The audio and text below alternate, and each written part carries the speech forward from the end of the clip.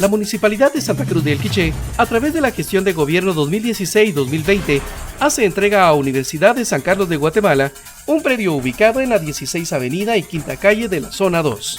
En este lugar serán construidas las nuevas instalaciones de la Universidad de San Carlos Extensión Quiché.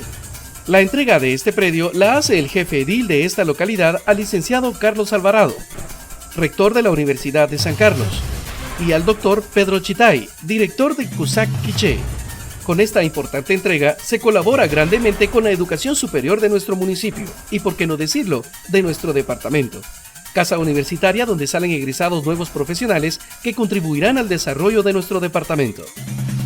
Después de haber analizado la situación en que se encuentra actualmente la universidad y ese apoyo que se tiene de casi 42 millones de quetzales disponibles para poder edificar la infraestructura de un centro en nuestro municipio, pues tomamos la decisión conjuntamente con los miembros del Consejo Municipal para que se le pudiera ceder al centro universitario este espacio físico, y pues ellos iniciaron ya con lo que es la planificación, con lo que es la maqueta, etcétera, para poder, con la ayuda de Dios, a más tardar el otro año, la construcción del centro universitario en este sector.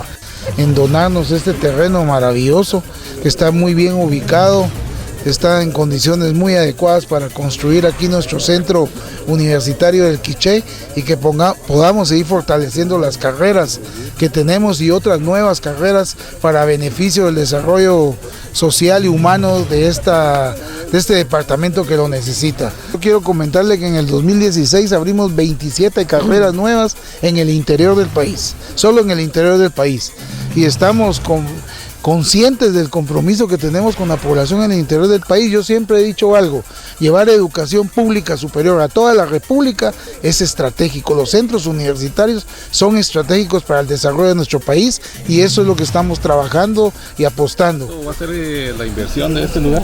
Aquí hay aproximadamente como 5.8 millones de dólares, o sea, estoy hablando de no menos de 42, 45 millones de quetzales. ¿Ya tienen alguna maqueta? Hoy nos presentaron los planos, precisamente unos ingenieros que lo están haciendo en colaboración y apoyo de Honoren, para que los vimos. Se está pensando en un edificio aquí de 3 niveles.